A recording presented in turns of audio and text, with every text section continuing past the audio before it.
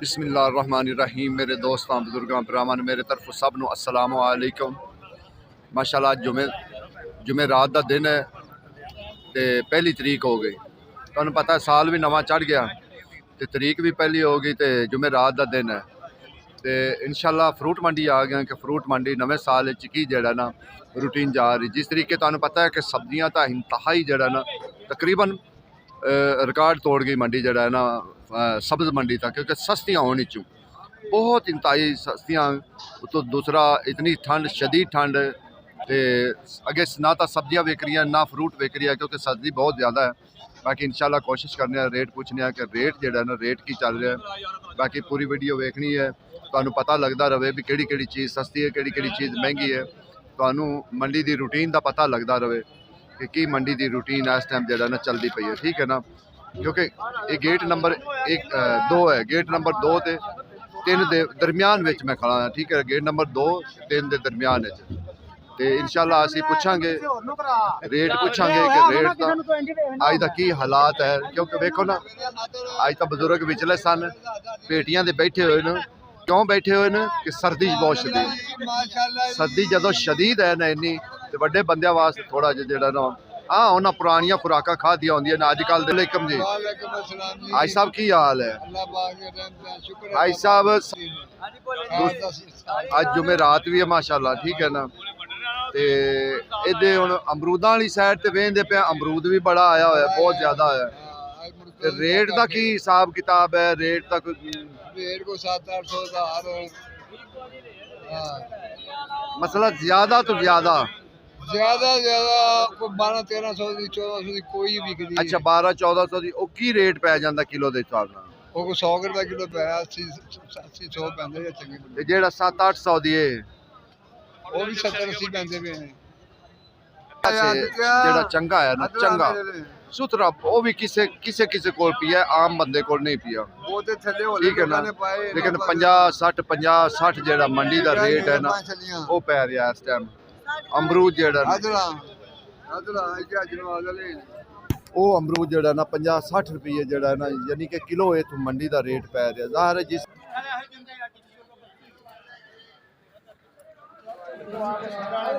भाई साहब की हाल है? लाला किन्ने किन्ने दी दल है?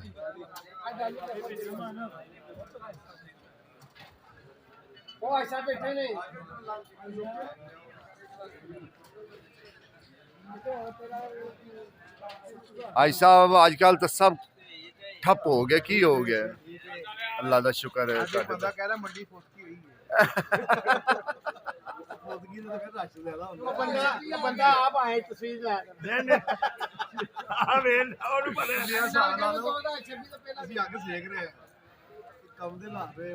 सर जी 2026 का पहला दिन, तारीख पहली। ठीक है, तारीख पहली कैसा वेखो, दिन वेखो जुमे रात। ठीक है ना, तिने ते चारे दिन गेन लाओ।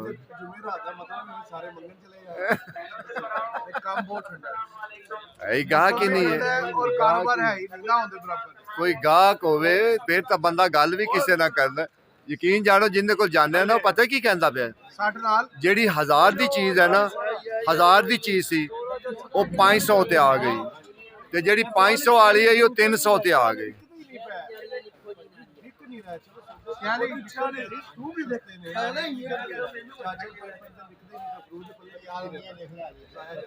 तुसी सब्जियां ने फेरा मारो की बन रहा है। अमरूदा ने वेख लो, मैं कहना भी लोग इन्ने सताए हुए बैठे।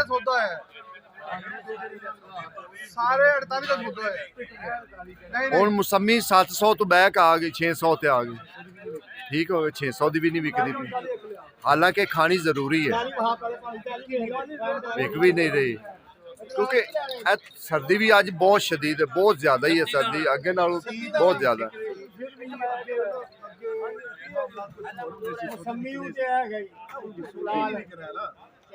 असल मेन मसला है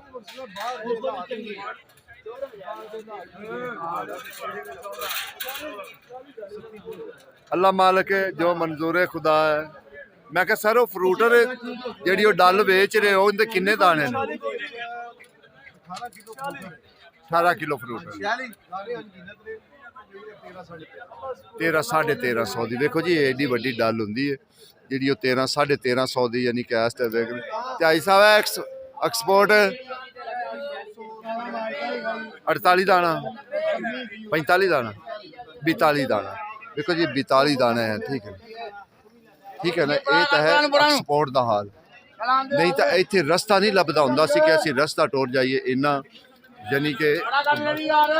यार तू जगो पर ओए मैनूं पता ही नहीं सी मेरा इधर सज्जन आया होया ठीक है ना बिल्कुल गड्डियां दी गड्डियां उवें ही खड़ियां आईयां जिवें आईयां ना कोई तो कई लोग तो खोलते नहीं उवें बिल्कुल बैठे होने कहते यार की खोल के करना अगे सौदे तो विकदे नहीं पे लेकिन दोवां साइडां ते देखो कि दोवां साइडां ते की हालात जा रहे ठीक है ना साडा काम है कि तुहानूं दिखाना सिर्फ ठीक है ना कि किहो जे हालात जा रहे हैं किहो जे नहीं माल तुहानूं हर विखावना दा एक्सपोर्ट भी दूसरा भी जिहड़ा ना माल दिखाते जा रहे हैं तुहानूं दसदे जा रहे हैं भी किन्ना कु गाहक हैगा मंडी विच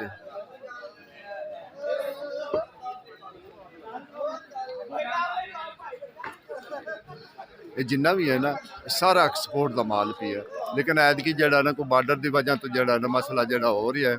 तां वास्ते देखो ये रेट जा रहा एक्सपोर्ट का नहीं तो एक्सपोर्ट वाला माल तो ब्रांड आई साहब हुण की करिए फिर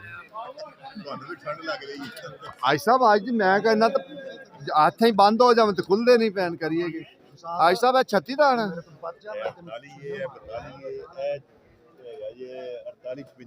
मैं क्या सर एक्सपोर्ट का माल तो होंदा इंपोर्टेड का भी कोई रेट है कि दूसरे सौदे तरह ही जा रहे पैदल हो गया यानी कि चीज सस्ती है मंदा बाजार गाहक ही नहीं है मार्केट दे विच दिखाओ ना सारी मार्केट नहीं आई साहब ये तो दसो जुमेरात पर यार फिलहाल जुमेरात नाल पहली नाल साल का पहला दिन कैसा गल मार्केट साल का पहला दिन ही एवें गुजरेगा अगा तो बड़ा दूर है अल्लाह रहमत करे अल्लाह खैर करे असल गल तो असी जेड़ी है भी साल का पहला दिन है अल खुश है लोग कि साल का पहला दिन है तो तां वास्ते जेड़ा ना भी इस तरह ही चल रही है बात हाँ इंशाल्लाह बाकी अल्लाह खैर करेगा देखो जी ये सारा जिन्ना भी है ना इत्थे सारा एक्सपोर्ट भी है ठीक है ना ये जेड़ी गली च मैं अज आया ना ये सारा एक्सपोर्ट ही है ठीक है ना ऐ बुन के खा लो ये बेहतर है ठीक है ना ये माल का हालात जेड़ा ना इस टाइम जा रही है बाकी इंशाल्लाह रोज़ाना की बुनियाद पर कोशिश करीदा है कि रोज़ाना की बुनियाद पर तुहानूं दसीदा है कि हालात जेड़ा ना मंडी के इस टाइम चलते पे लेकिन वेख लो कि जिथे चंगे माल पैन उत्थे भी कोई नहीं गाहक जिथे माड़े जे माल पैन मंदे उत्थे भी कोई गाहक नहीं हुण ऐ वेख लो थल्ले तक जेड़ा ना तुहानूं कोई परेशानी नहीं इहदे खरीदण दी नहीं परेशानी होएगी कि तुहानूं इहदे खरीदण विच कोई परेशानी होएगी थल्ले तक एक एक दाना जेड़ा ना नज़र आ रहा ठीक है ना इहदा रेट भी पुछने लाला 48 दाना किन्ने दा होएगा सर 1220 रुपए का 48 दाना ठीक हो गया सर इहदे विच तां हुण कोई मुड़ पुछन दस्सण वाली हुण तां तुसीं टोकरी वो लाई है कि जेड़ा साफ अखां दे नज़र जिवें शीशा नज़र आ रहा है ये तो फिर मुड़ कोई बेवकूफ बंदा होएगा जेड़ा जाहल बंदा होएगा यार मैनूं कढ के दिखा दे ठीक है ना वो फिर इहो ਜਿਹੇ होने लोग ठीक है उन्हां दी मर्जी दी गल बाकी ये वेख लो जी हालात ठीक है एक्सपोर्ट वाले भी किवें हालात है या दूसरिਆਂ ਦਾ की हालात है बाकी इंशाल्लाह रोजाना की बुनियाद पर कोशिश करने हैं इसका रेट जेड़ा ना वो चलता पे अमरूद नवा साल चढ़ गया जी तां बुजुर्गों नूं चाह पवाई आ रहे हो माल विकदे ने भी की हिसाब किताब चल रहा अच्छा ठीक हो अगे तुहानूं सुनाइए बोली ठीक है ना कि बोली किन्ना तक जाए 270 रुपया जी 270 रुपया जी 270 रुपया जी 270 रुपया जी नट ते चालनियां जी बड़ा सस्ता बिकदा जी 270 जी गाहक दा जे दिल नहीं कर रहा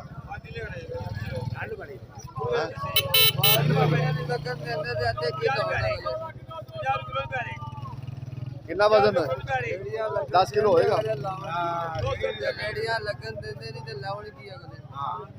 ਕੀ ਕਹਿ ਰਹੇ ਹੋ ਸਾਰਾ ਹੀ ਰੋਂਦਾ ਪਿਆ ਵੇ ਲੈ ਕੇ ਉਹਨੇ ਰੇੜੀਆਂ ਬਜ਼ੁਰਗੋ ਕੀ ਕਹਿ ਰਹੇ ਜੇ ਲਗਾ ਰੇੜੀਆਂ ਦੇ ਚੁੱਕੀ ਜਾਂਦੇ ਨੇ ਤੇ ਲਾਣਾ ਰੇੜੀਆਂ ਲਾ ਚੱਪੀਆਂ ਪਾਏ ਰੱਖੋ ਘਰ ਕੀ ਕਰਨਾ ਮੰਡੀ ਆ ਕੇ